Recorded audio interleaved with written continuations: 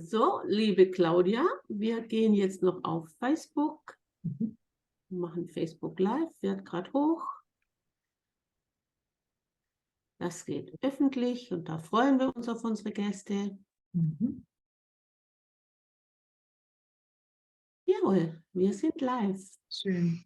Einen wunderschönen guten Abend miteinander. Ich freue mich, dass ihr heute wieder da seid, denn ich weiß, es hat sich mittlerweile rumgesprochen, dass wir hier super, super interessante Kaminfeuergespräche haben. Ja, wir haben wirklich, wirklich interessante Persönlichkeiten hier jetzt gehabt, von der Scannerin zur Musikerin. Gestern hatten wir eine Stimmtrainerin, wie man sich auf der Bühne so bewegt oder bei einem Vortrag, dass man tatsächlich auch zur Wirkung kommt. Wirklich super, super Persönlichkeiten von der Dame, die sagt, wahre Schönheit kommt wirklich von innen und man kann von außen auch etwas tun. Aber heute, ihr Lieben, heute wird es richtig crazy. Heute möchte ich euch jemanden vorstellen, die in der Männerdomain einfach mal zeigt, was Frauen so richtig drauf haben. Ja. Ich habe heute die Claudia Volz bei mir und Claudia ist ein absoluter Sales Crack. Stell dir mal vor, 400% Umsatzsteigerung durch eine Strategie, die sie selber entdeckt hat. Da ist nichts Gelerntes und nichts Erkauftes drin, sondern sie hat es selber erlebt und praktiziert es selber und deshalb, sie wird uns heute erzählen, warum es so gut funktioniert.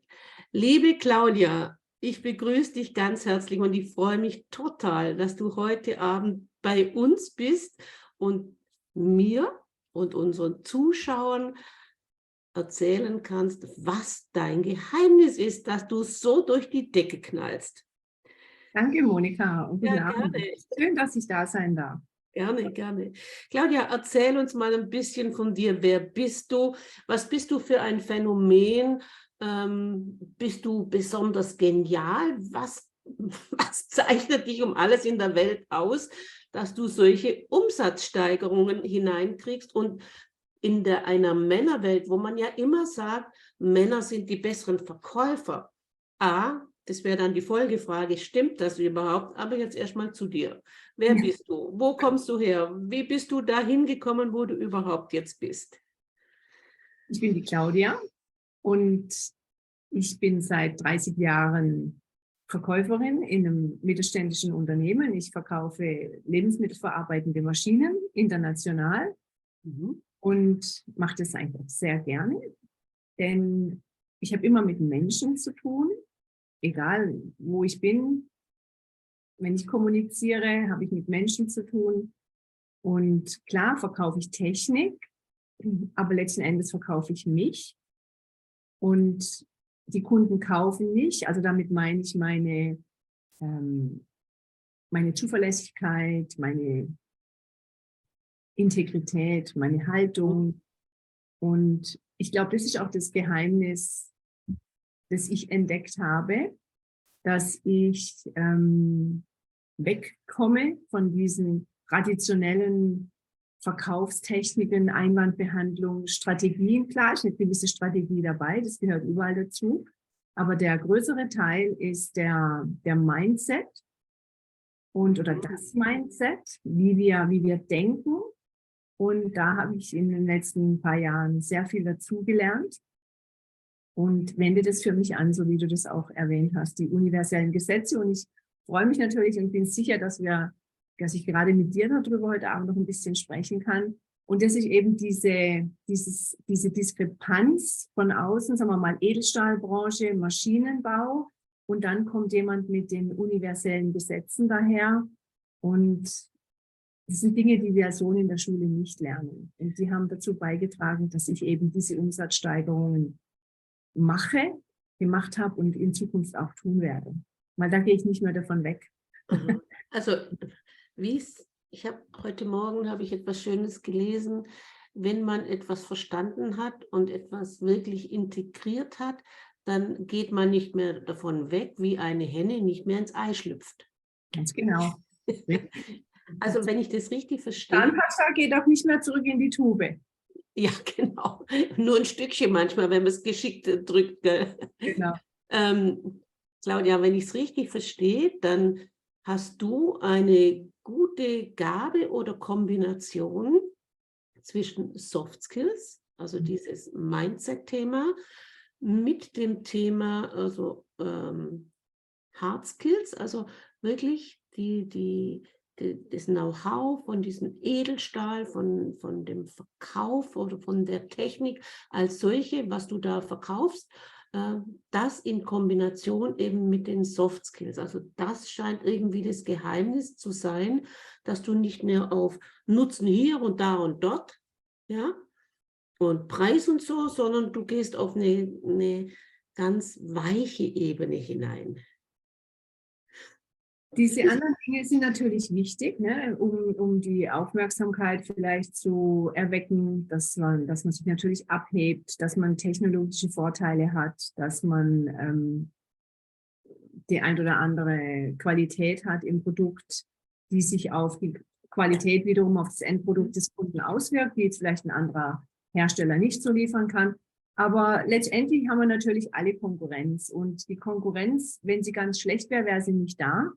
Also haben sie irgendeine Berechtigung, auch hier zu sein. Und ich habe gelernt, dass es da eine Möglichkeit gibt, sich sehr wohl abzuheben, in dem Moment, wo ich den Menschen sehe, wo ich den Menschen aber wirklich auch mit offenem Herz empfange. Also ich bin immer wieder erschreckt manchmal, wie Verkäufer Kunden abschrecken im Gespräch. Es gibt von Watzlawick ein schönes Buch. Wie heißt es jetzt sinngemäß? Warte mal schnell. So sinngemäß, wie du jedes Gespräch kaputt machen kannst. Ja, relativ schnell funktioniert ja. das. Was sind es denn für Tools, um ein Gespräch oder ein Verkaufsgespräch ziemlich schnell in Gully zu bringen?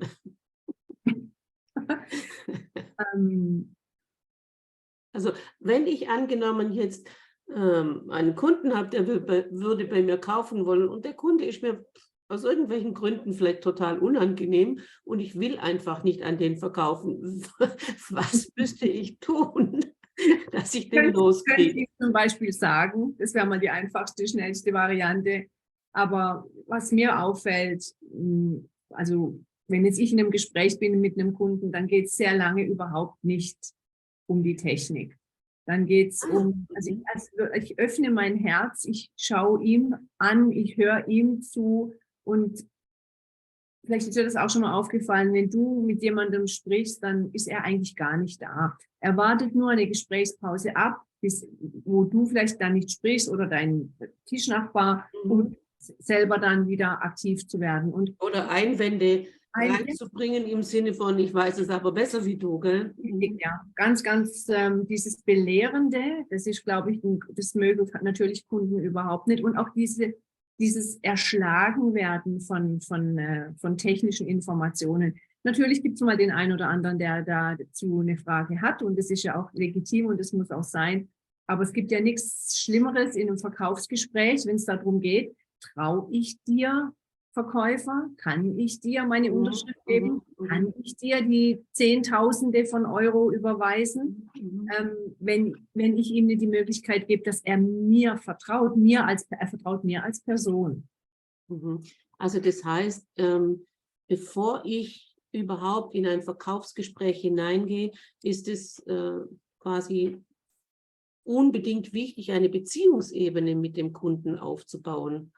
Ja, und ich glaube schon, in dem Moment, wo ich ins Verkaufsgespräch reingehe, wo ich die Tür öffne, wo ich also entweder 1:1 am Tisch sitze oder auch den Telefonhörer in die Hand nehme oder häufig natürlich neuerdings auch in Zoom, muss ich eine Entscheidung treffen. Dann treffe ich die Entscheidung, dass ich jetzt mich für diesen Menschen öffne und dass ich mal rauskriege, was will er überhaupt? Was hat er für eine Herausforderung, die ich lösen darf? Bin ich überhaupt der richtige Anbieter für ihn? Aber das kann ich nur, indem ich ihn frage, indem ich ihm Fragen stelle und Interesse zeige. Aber nicht nur unbedingt am Produkt. Ich mag es sehr, wenn ich 1:1 mit Kunden sprechen kann, wenn ich mit denen unterwegs sein kann und gerade es sind sehr teure Produkte, die wir verkaufen. Das geht nicht nur in einem Verkaufsgespräch. Da entwickelt sich eine Beziehung. Und ich glaube, das ist ein ganz wichtiger Punkt, dass wir auf der Beziehungsebene den Kunden so abholen, dass er uns mag. Und es geht nur, wenn ich ihn mag, wenn ich mein Ego zu Hause lasse, und wenn ich wirklich ihm nur Gutes möchte, ihm nur Gutes wünsche, ihm nur Gutes bringen und geben möchte. Und es kann natürlich auch sein, dass es mal nicht passt.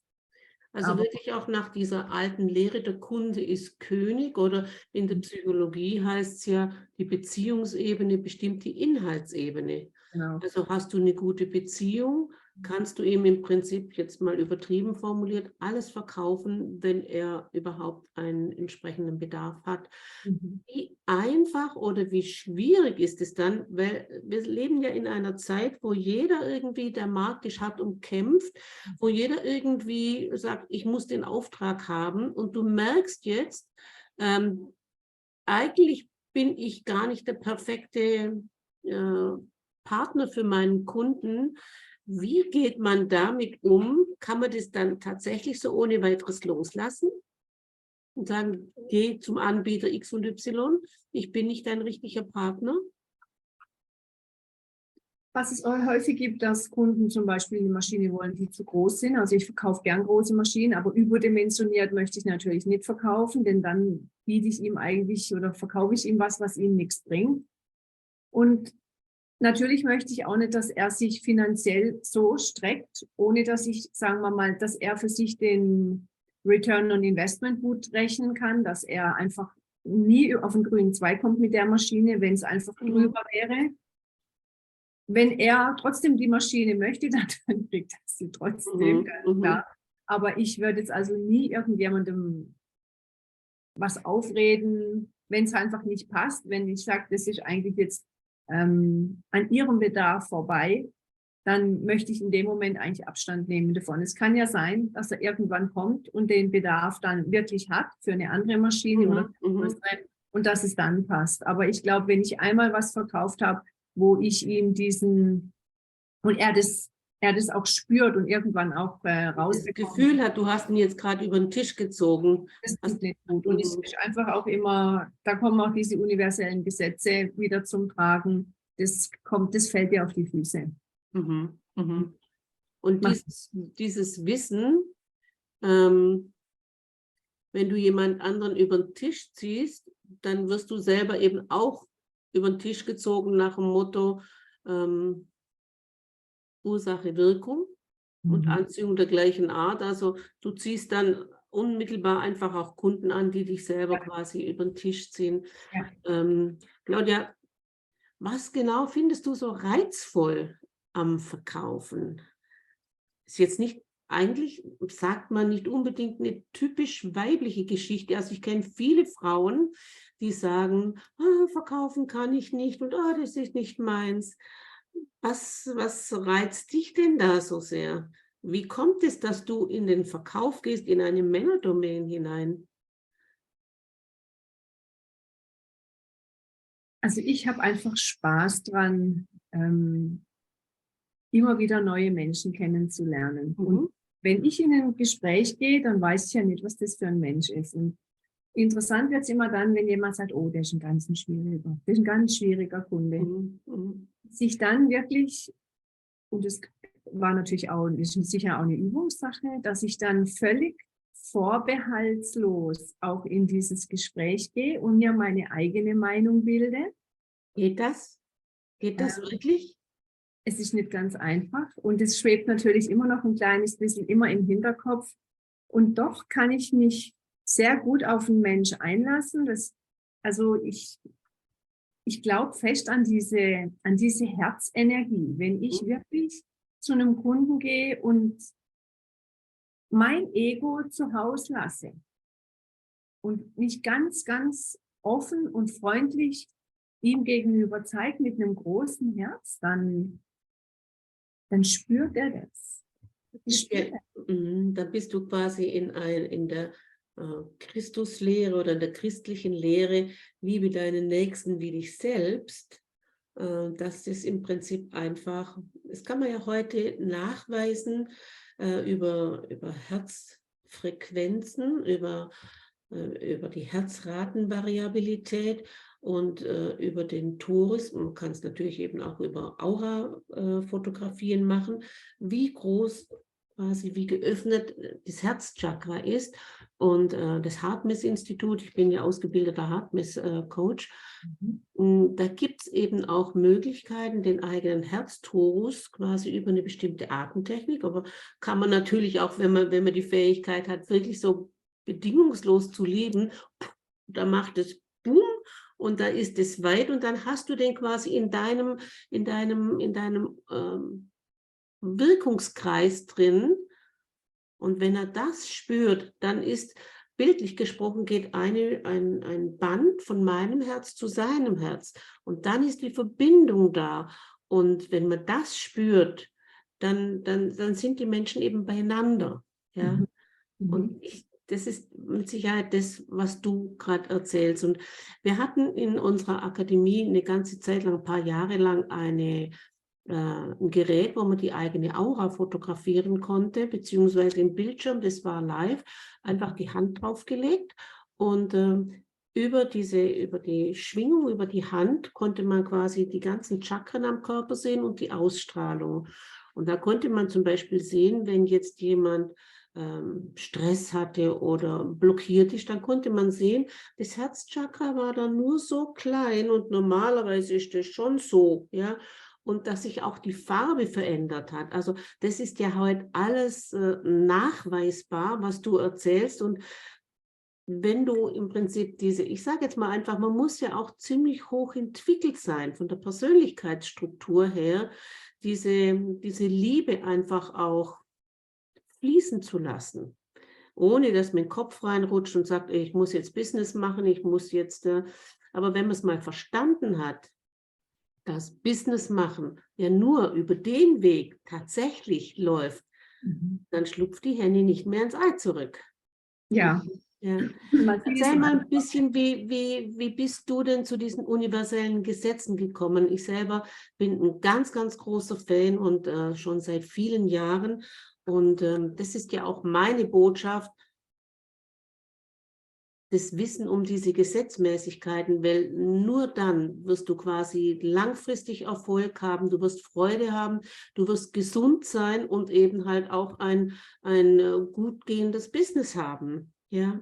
Wie bist du an diese Gesetzmäßigkeiten gekommen? Was geben sie dir? Also diese Gesetzmäßigkeiten haben mein Leben komplett verändert. Mein Leben als Claudia, als Privatperson, als Frau, aber natürlich auch als Verkäuferin in meinem Job. Ich bin über Bob Proctor dazugekommen. Vor vielen Jahren. Ich folge ihm schon länger, weil ich einfach seine Art sehr mag. Und er hat mir diese Gesetze nahegebracht und zwar so verpackt, dass ich es sehr gut verstehen kann, dass ich sehr gut anwenden kann. Und natürlich war ich am Anfang ein bisschen ungläubig und ich dachte, na, ob das funktioniert. Ob das wohl funktioniert. Und es hat alles verändert. Es hat wirklich alles verändert. Die großen Denker dieser Welt sagen ja alle, dass wir zu dem werden, was wir denken. Sind sie ansonsten in nichts einig, aber in dieser Sache sind sie sich einig. Und ich habe viel darüber gelernt und habe das dann auch angewandt und bewiesen, dass es funktioniert, dass wir... Claudia, da muss ich jetzt einfach einhaken. Ja. Ich höre so oft, ja, das weiß ich, das weiß ich, das weiß ich. Das nützt dir doch einfach gerade gar nichts, wenn du es weißt und wenn du es nicht umsetzt. Wenn du es nicht einsetzt, ja, dann nützt dir das ganze beste Wissen nichts, das schönste Gold nützt dir nichts, wenn du es quasi nicht zum Einsatz bringst. Ja? Genau. Ja. Ja. Entschuldigung, dass ich dich Nein, nein. unterbrochen habe. Also das ist für mich einfach so wichtig. Ich höre es so oft, ja, das kenne ich schon, ja, das weiß ich schon. Dann sage ich, ja, aber wenn du es einsetzen würdest, Ja. dann wärst du nicht in so einer Mangelsituation. Habe ich schon mal gehört, aber man hat es dann doch, habe es auch mal gemacht, eine Woche, hat dann aber nicht funktioniert für mich. Ne? Mhm, okay. Ganz, Und warum funktioniert es bei manchen nicht? Hast du eine Erklärung? ja, weil sie halt einfach zu früh aufgeben oder weil sie schon sagen, das funktioniert bei mir sowieso nicht. Ne? Das ist natürlich dann schon vorprogrammiert. Dass in dem Moment, wo sie selber in dem Mangel sind, dass sie den Mangel ausstrahlen und automatisch natürlich wie ein Echo kommt dasselbe dann zurück. Ja, Vielfach. das wirklich Erstaunliche ist, dass es uns niemand beibringt. Mhm. Das ist schon erstaunlich. Warum wohl? Hm? Ja. Hast du eine These, warum uns das nicht beigebracht wird? Wir sind unter uns, Claudia, du kannst es mir ruhig erzählen. Ja, ich glaube einfach, die Masse ist einfach besser zu steuern, wenn sie das nicht weiß. Mhm. Und also gerade auch diese letzten 2 Jahre haben mir gezeigt, dass ich Gott sei Dank da auf dem richtigen Weg bin. Das hat mir ermöglicht, durch diese 2 Jahre besser durchzukommen, durch vieles auch in meinem persönlichen Bereich, wo vor 8 Jahren Dinge passiert sind, dass ich mich einfach mehr auf mich selber verlasse, dass alles, was ich brauche, schon in mir ist, dass ich nicht so abhängig bin von dem Außen. Und da haben natürlich so diese klassischen Verkäufer immer noch ein bisschen ein Problem damit, weil, ne, wenn du im Verkauf zweiter Sieger bist, bist du Verlierer. Mhm. Mhm. Und Mhm. eingesetzt zum Beispiel bedeutet ja auch, oder sagt ja auch, das ist eigentlich kein Gesetz, aber wir sind eigentlich Erschaffer ich erschaffe mir meinen Umsatz. Und das Oder hat mich ja Schöpfer damals oder wie man es nennen mag, ja. Mhm. bei Bob Proctor damals so fasziniert. Ich habe mich auch ausbilden lassen von ihm, weil er gesagt hat, you can create your own economy. Und das will man eigentlich so nicht wahrhaben, sondern ein Verkäufer sagt, also es ging nicht mehr. Dieser Monat ging einfach nicht mehr. Und jetzt ist saure Gurkenzeit, jetzt ist Sommerzeit, jetzt ist Winterzeit, jetzt ist Jahreswechsel. Jetzt haben sie gar keine Zeit, jetzt ist diese Zeit. Es gibt immer irgendwelche Ausreden, wenn wir es zulassen, was wir hören. Die Wirtschaft ist schlecht, der Markt ist schlecht, wird alles Corona und Ukraine und weiß der Kuckuck, genau, was gerade alles da draußen in der genau, Welt passiert. genau. Und Und das das, ist sehr schwer zu und, transportieren manchmal an andere. und das ist ja auch, finde ich, wieder so beispielhaft, dass genau in solchen Krisenzeiten Menschen plötzlich in Erscheinung treten, die wirklich so herausstechen und wirklich raketenartig nach oben preschen.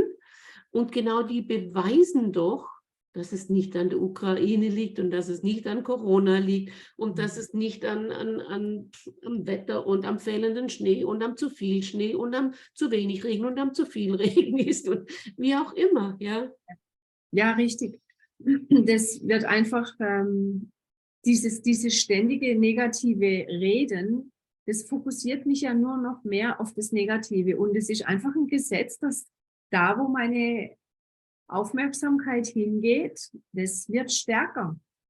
Jetzt habe ich eine ganz provokative Frage. Bist du bereit? Ja, ja. Also, es gibt Menschen, die sind nie schlecht drauf, die sprechen nie negativ, aber denen geht es unterm Strich richtig ganz bescheiden. Mhm. Warum das?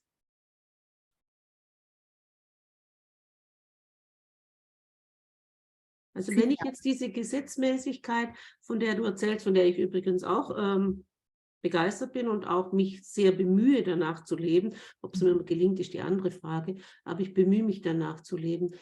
Warum diese scheinbar guten Menschen, mir geht's gut, ich bin ganz positiv und letztendlich hängen sie am Hungerlohn, können sich nichts leisten, können sich keine Zusatzausbildung leisten, gar nichts. Woran liegt das deiner Meinung nach? Ja, es ist natürlich alles meiner Meinung nach auch selber manifestiert. Was denke ich? Es ist ein Unterschied, ob ich sage, mir geht's gut, ob ich sage, es ist alles okay und was denke ich? Was sagt denn meine innere Stimme zu mir? Wenn ich den ganzen Tag immer nur sehe, was ich nicht habe, wenn ich den ganzen Tag über nur, also es ist ein Unterschied, ob ich sage, ich möchte nicht krank sein Mhm. oder ich bin gesund. Mhm. Das ist ein großer Unterschied. Es mag vielleicht für manche am Ende das Gleiche rauskommen, ist es aber nicht. Wenn ich das Wort krank drin habe, das Universum kennt das Wort nicht, dann Mhm. fokussiere ich mich auf krank. Ich will zwar nicht krank sein, aber ich hänge immer in diesem krank drin. Also in der Und Negation in der quasi. Negation und vielleicht einfach auch, dass der ein oder andere es einfach auch ein gewisses Geldparadigma hat und sagt, ich habe es eigentlich gar nicht verdient, viel Geld zu haben. Oder es ist schlecht, wenn ich Geld habe. Menschen, die viel Geld haben, sind schlechte Menschen. Also ich kenne Leute, Mhm. ich hatte mal ein Verkaufsseminar, da hat eine zu mir gesagt, also sie ist selber jetzt auch Verkäuferin, sie hatte Online-Produkte zu verkaufen. Und sie sagt, also bei uns zu Hause haben Verkäufer ein ganz, ganz schlechtes Standing gehabt. Also abends am Abendbrottisch und so sind auch Mhm. schon Mhm. älter. Früher hat man sich auch so getroffen zum Abendessen am Tisch. Gibt es heute ja immer weniger leider. Aber ihr Vater hatte kein gutes Haar an einem Verkäufer gelassen. Und bei mir war das völlig anders. Mein Papa war auch Verkäufer, mein Mann ist Verkäufer. Und für mich sind Verkäufer, haben die keinen Dünkel. Mhm. Mhm. Wenn es schon ist, dann wird diese Person das auch immer mit sich rumtragen. Also letztendlich, wenn ich das so zusammenfasse, glaube ich, sind wir der gleichen Meinung. Das eine, was ich sage, kann sehr unterschiedlich sein zu dem, was ich in mir fühle. Ja. Und letztendlich ist das ja, was ich fühle, die wesentlich stärkere Energie. Also ziehe ich nach dem Gesetz der Gleichart quasi das an, was ich fühle und nicht das, was ich mir einrede oder schönrede. Also ich muss dann schon ein bisschen tiefer gehen und auch mir angucken, was läuft denn da de facto da draußen, also die Realität angucken und dann eine Entscheidung treffen und dann wirklich verändern. Also nicht nur irgendwie wie so ein Fettauge auf der Suppe dahin schwimmen, sondern wirklich in die Tiefe gehen und sagen, okay, dieses Ding, was da in mir so negative Gefühle macht, das muss ich verändern. Und das ist das, was du sagst mit diesen Paradigmen, gell? Mit diesen Ja. Glaubenssätzen. Und im Prinzip ist es genau das Gleiche auch in einem Verkaufsgespräch. Wenn ich sage, hallo, schön, dass Sie da sind und so, ich bin nach außen hin freundlich, ich spüre das aber nicht, dann spürt er das auch, dass ich Ja, nicht klar. spüre. Das Mhm. spürt er auch. Also da wirklich, das ist etwas, was ich mir angeeignet habe. Auch wenn Leute sagen, also mit dem komme ich überhaupt nicht klar, geh du mal dahin, ich komme mit denen klar. Ich nehme ihn Mhm. aber auch ganz anders. Ich weiß auch viel von den Leuten dann. Sie öffnen sich, das ist etwas, was faszinierend ist, dass man dann plötzlich Dinge erzählt bekommt. Ich weiß dann, was die Kinder machen, wie die Hobbys sind und so. Ich baue Beziehungen auf über WhatsApp und dann kann auch mal sein, dass am Samstag eine Nachricht kommt und dann bin ich da aber auch da. Also ich kriegt dann auch mal ein persönliches Foto oder sagt, hey, was ist denn das für ein nettes Mädchen Mhm. mit ihrem Status? Und dann sagt er, das ist meine Tochter zum Beispiel. Aha, Und aha. dann schicke ich auch mal ein Bild, wo jetzt ich zum Beispiel in einer privaten Situation bin mit meiner Mama, wo wir Ja. spielen. Und dann haben wir schon drüber gesprochen, dass er vielleicht sogar schon weiß, dass ich sie pflege. Und alles so Sachen, das sind Dinge, die mich einfach persönlicher machen. Da kann er sich ein anderes Bild machen. Da setze ich mich ab von jemandem, der einfach auch nur einen Klumpen Edelstahl verkauft. Also du gehst wirklich auf Beziehungsebene und andere sind eben nur auf der reinen Sachebene und da unterscheidet sich es eben, wenn ich ein bisschen was Privates mit reinnehme, dann Ja, baut es Nähe auf, ja. ja, Aber ehrlich, einfach ehrlich was Privates reinnehme, ja. genau. Und das Ehrliche, das ist ganz wichtig, das spüren die. Das spüren die, Mhm. ob es aufgesetzt ist oder ob ich sage, ich muss jetzt noch schnell das und das machen, damit er zufrieden ist, damit er kauft. Ja. Claudia, was war denn in deiner 30-jährigen Meisterschaft, die du hier ablieferst, was war denn für dich das größte Learning oder der größte Crash oder sagst oder die größte Peinlichkeit? Ich finde es immer so schön, wenn man dann so, wenn man so durch ist, durch so einen Knoten, wenn man dann zurückschaut und sagt, Meine Güte, das war der absolute Knaller, was ich damals erlebt habe. Gibt es sowas bei dir? Etwas, wo du sagst, das habe ich total verkackt, aber ich konnte es irgendwie gerade noch retten, oder? Ähm, so jetzt eigentlich was ganz Krasses eigentlich nicht. Es gab ein sehr einschneidendes Erlebnis, wo mich dann auch auf diese neue Art zu denken gebracht hat. Also Mhm. es war international bin ich tätig und war immer unterwegs. Also 2 Wochen in Lateinamerika, dann eine Woche in Saudi-Arabien, dann in Finnland auf der Messe, dann mal in Moskau. Also ganz egal. Und dieses Mhm. freie Leben, das war schon sehr schön.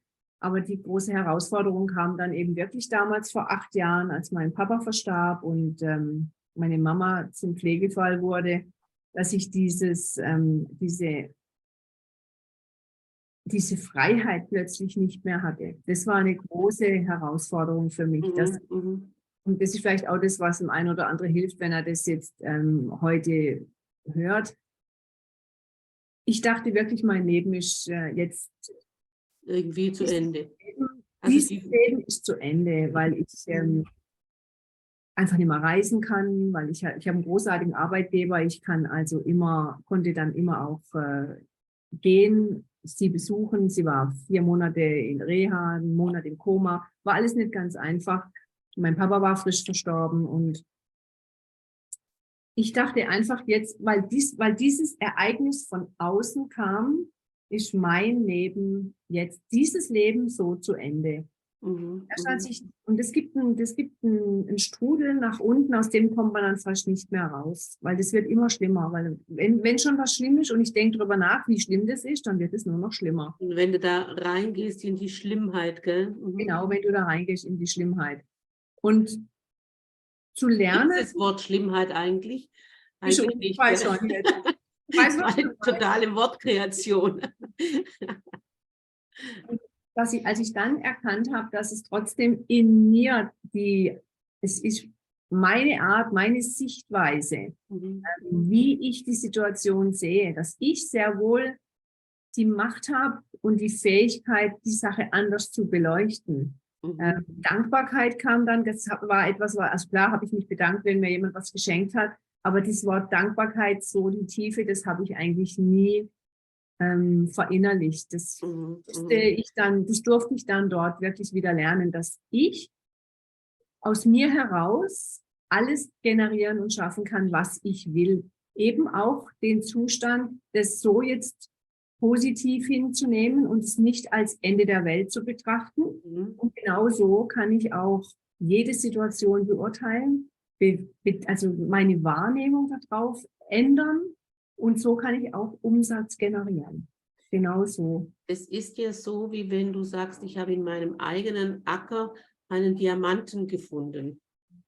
Mhm. Mhm. Also wirklich der Game Changer für dich persönlich natürlich, auch um emotional quasi in einen anderen State selber reinzukommen und natürlich eben dann auch, wenn du jetzt rein vom Business ausgehst, natürlich ein gewaltiger Sprung, wirklich, du nennst es ja auch Quantensprung Ja. im Verkauf und das ganz berechtigt, nur durch dieses Wissen, nur in Anführungszeichen, das Wissen der universellen Gesetze. Und ich weiß es nicht, eigentlich brauche ich gar nicht fragen, aber ich frage trotzdem, äh, gehört Spiritualität denn deiner Meinung nach ins Business? Hat es im Verkauf was zu suchen oder bleibt da mal weg mit dem Thema? Also auf jeden Fall, denn Verkaufen hat ja was mit uns Menschen zu tun. Und wir Menschen, wir sind spirituelle Wesen. Noch vor ein paar Jahren hätte ich gedacht, das gehört irgendwo ganz woanders hin, aber sicher nicht ins Business und das stimmt nicht. Wir sind ja spirituelle Wesen. Wir leben ja gleichzeitig auf 3 verschiedenen Ebenen. Wir haben eben unseren Intellekt, wir haben unseren Körper, was ein Geschenk ist, ne? Mit dem reisen wir und machen alles. Und wir sind aber auch spirituelle Wesen. Mhm. Und wenn man zulässt, das zu akzeptieren und das lebt, und immer mehr lernt darüber, mehr über sich selber lernt, wie ich mich als spirituelles Wesen einbringen kann, wie ich da besser werden kann, dann wird alles einfacher. Also Und sprich, gehört sehr wohl dazu, absolut.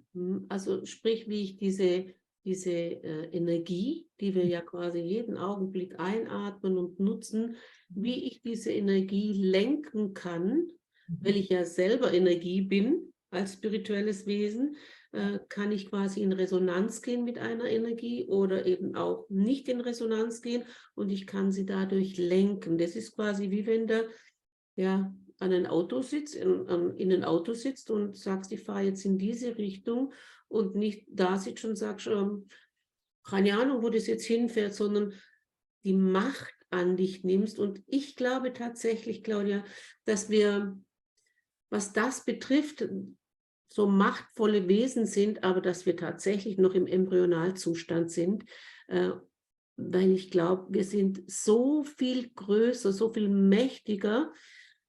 Wir können so viel mehr kreieren, aber derzeit sind wir einfach noch durch unseren Verstand so, auch natürlich übers kollektive Feld, so blockiert noch und so beschränkt. Und ich freue mich auf die Zeit, wenn ich einfach mal durch die Wände gehen kann, wenn ich teleportieren kann, weil das ist für mich völlig klar, dass es das gibt. Mhm. Also es gibt ja ein paar Yogis, die können das schon oder die praktizieren es halt einfach. Ja. Man spricht nur nicht groß, weil das sind ja alles Spinner. Ja, Ja. aber es gibt sie, ja. Und das ist eben die Herausforderung, dass wir auch im täglichen Leben das immer wieder praktizieren. Darum haben wir ja diese Morgenroutine und ich weiß, dass du das auch machst, dass man sich da wirklich immer wieder, und es ist jeden Tag eine neue Entscheidung. Und wie gesagt, die Energie, die strömt ja ständig zu uns. Woher habe ich denn Ideen? Ich meine, Ideen liegen nicht im Supermarkt im Regal. Da kann vielleicht eine Inspiration liegen, dass ich sage, jetzt habe ich es, aber da habe ich schon vorher danach gefragt. Das ist einfach nur ein Impuls, der dann vielleicht... Bewusst oder unbewusst, gell? Habe ich gefragt danach. Genau, aber eine Idee, es kommt ja irgendwo her. Und wenn ich mit der Energie kann ich ja was tun. Und ich kann die auch, ich glaube, das ein Problem ist, dass wir auch gar nicht gelernt haben, uns richtige Ziele zu setzen. Und das ist etwas, was ich meinen Kunden eigentlich beibringe, dass sie sich große Ziele setzen und nicht immer nur das, was sie letztes Jahr gemacht haben, dann machen wir einfach noch 8% oder 10% drauf und dann wird schon gut sein. Das zieht uns ja überhaupt nicht aus dem Bett morgens. Es sollte Also wirklich größer zu denken, 8 oder 10%, ja, für den einen oder anderen nice to have, aber du sprichst von ganz anderen Zahlen. Unser Potenzial ist unbegrenzt. Ja. Unbegrenzt. Wir denken nur, das kann nicht funktionieren. Wir denken, ich kann das, wo soll es denn herkommen? Weil wir wieder nach dem Außen, ja, wo soll das herkommen? Wir suchen wieder im Außen danach, gab es noch nie, war noch nie da, ist unlogisch, funktioniert nicht. Was würdest du denn jedem Verkäufer wünschen? Gibt es etwas, wo du sagst, also wenn ich jetzt eine Fee wäre, dann würde ich schenken? Dann würde ich jedem Good Vibes schenken. Also wirklich gute Schwingung. Stell dir mal vor, es fährt einer zum Kunden oder er sitzt am Telefon. Mit welcher, also diese innere Haltung, mit welchem, was denkt er? Und wie tagsüber, wir haben 100% Tag, wie viel Prozent vom Tag funktionieren wir einfach auf Autopilot oder lassen uns berieseln vom Autoradio, ist überall ist Radio, auch im Supermarkt kommen die Nachrichten, dann abends vor dem Fernsehen. Wir lassen uns ja berieseln und nehmen das alles auf. Und das macht ja was mit uns. Ja. Aber wenn jemand zum Kunden fährt und vielleicht ein bisschen aufgeregt ist oder was positiv ist, aber vielleicht Angst hat, dann hat er nicht gelernt, sich ein Bild von dem Ablauf des Gesprächs zu machen. Dann hat er nicht gelernt, sich vorzustellen, wie ist es denn bei dem Kunden am Tisch? Vielleicht war er schon mal dort. Ich sehe mich dann regelrecht bei dem Kunden. Ich weiß, da ist die Tür, dann ist da vielleicht noch ein Hund draußen, dann weiß ich, dass ich einen Kaffee bekomme. Dann sehe ich mich in dieser Szene schon möglichst aber schon nach dem Abschluss des Auftrags. Wie Also es läuft. das Die heißt, große Schwingung. das heißt, die beste Vorbereitung, wenn ich es jetzt nicht richtig verstanden habe, ist die Vorwegnahme dessen, wie es geschehen soll. Also, dass du quasi schon in gewisser Form Schienen legst und dass der Kunde dann quasi sich innerhalb von diesem Rahmen, von diesen Schienen bewegt. Ist das Suggestion? Ja, das ist Suggestion und das ist gut so. Ja, genau so ist es. Das ist die vorweggenommene Annahme.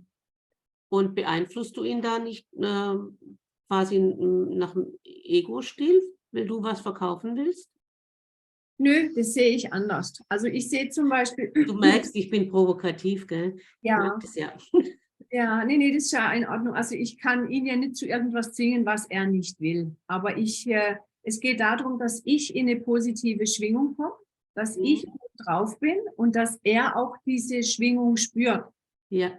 Es kann ja sein, er will die Maschine, aber irgendwie stört ihn meine Frequenz, sodass er sagt, ich glaube, ich brauche die nicht. Dass er sich einfach nicht wohlfühlt in meinem Verkaufsgespräch. Ich kann ihm ja nicht irgendwas verkaufen, und ich kann ihm ja auch nicht irgendwas drauf suggerieren. Ich bin ja kein Hypnotiseur in dem Sinn. Ja, und das ist gut. Eigentlich kauft er ja keine Maschine, sondern er kauft eine Hoffnung, er kauft Profit, er kauft eine gute Beziehung, gell, wenn er mit dir in Verbindung ist. Ja, und trotzdem glaube ich, dass wir die Möglichkeit haben, diese Frequenz, auf der wir sind, das spürt jemand. Das spürt jemand. Bestimmt, ja, ja.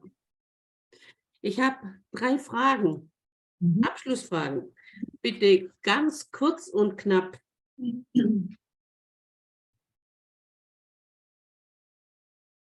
Verkäufer sind Menschen, die hoffentlich immer die Kunden lieben. Verkäufer lieben. Verkaufen. Um erfolgreich zu sein, ist hilfreich. Liebe. Verkaufen ist Liebe. Das ist quasi das Fazit von unserem heutigen Gespräch. Liebst du? Liebe, ja. Verkaufst du? Liebst du nicht? Verkaufst du nicht? Genau. Frauengedöns oder tatsächlich über die Gesetzmäßigkeit erklärbar?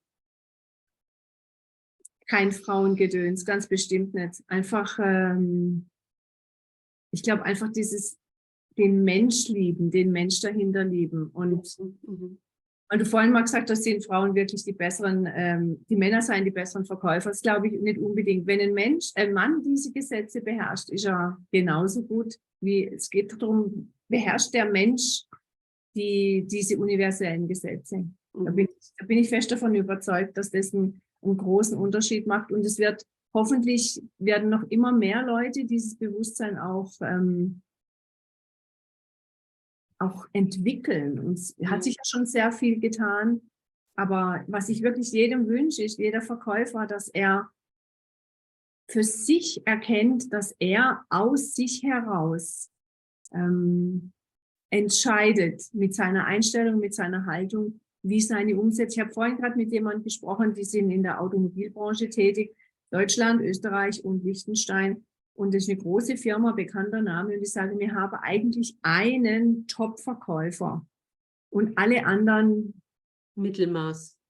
Wie kann das sein? Wie kann das sein? Was macht der anders? Der hat genau die gleiche technische Ausbildung. Der ist genauso clever. Wenn ein anderer Technik das könnte, das sich beibringen.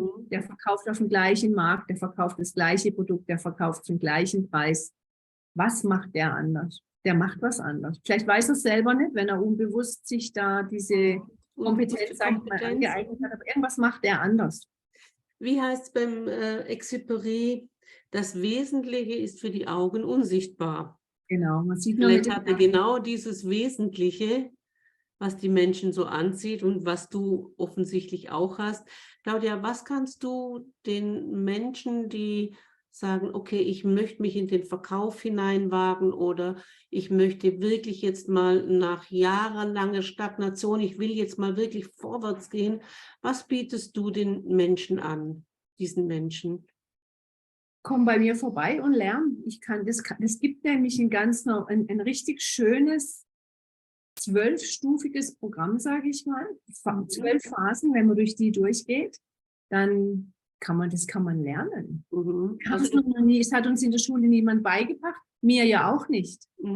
Aber ich bin diesen Gesetzen über den Weg gelaufen. Ich habe sie für mich einfach angewandt und ich habe es übernommen. Das kann ich. Bietest du das offline an oder bietest du es online an? Biete es online an, ja. Also es ist ein 6-Monate-Programm. Das Ja. biete ich an.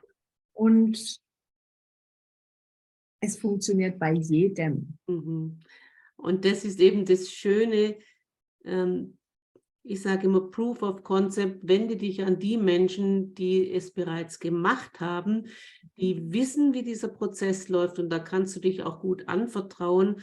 Magst du noch mal schnell deine Homepage nennen oder die E-Mail-Adresse, wo die Menschen sich dann an dich wenden können? Ja, also die E-Mail-Adresse wäre claudia@claudiavolz.com oder eben claudiavolz.com. Da habe ich auch einen Kalender drauf, kann man auch ein Gespräch mit mir ausmachen. Und ja, ich bin auf LinkedIn unterwegs, auf Facebook, aber wie gesagt, über claudia@claudiavolz.com jederzeit. Wunderbar. Claudia, ich mag mich bei dir ganz, ganz herzlich bedanken. Und liebe Zuschauer oder Zuhörer, da sitzt so ein zartes Wesen vor uns und ist so krass, die Frau, die ist so krass. Also es lohnt sich, wenn du im Vertrieb bist und sagst, Mensch, Meier, das hört sich echt gut an, dann greif zum Hörer oder zum Kalender und hol dir da ein Erstgespräch, weil das ist wirklich gut und ich weiß, es stimmt, was sie sagt. Ja. Ihr Lieben, heute hochinteressant, morgen, ich muss gerade mal auf meinen Kalender gucken, morgen ja, geht es in einen ganz anderen Bereich hinein. Morgen geht es um Stoffwechsel. Morgen habe ich eine total reizende Dame bei mir, die hat sich schon viele, viele Jahre mit dem Thema Gesundheit, Verdauung, Stoffwechsel auseinandergesetzt. Und das dürfte vielleicht spannend sein. Wie ist Spiritualität, Bitchen, mit unserem Stoffwechsel zu verbinden? Morgen wird dieses Geheimnis gelüftet, wieder um 20 Uhr hier in dem Kanal. Und herzlichen Dank, dass du da warst. Und liebe Claudia, vielen Dank, dass du auch da warst. Und ich bedanke mich nochmal ganz herzlich. Ich finde es immer schön, mit dir zu sprechen. Vielen Dank. Danke, Monika. Vielen Dank. Schönen Abend. Schönen Abend. Ciao. Tschüss.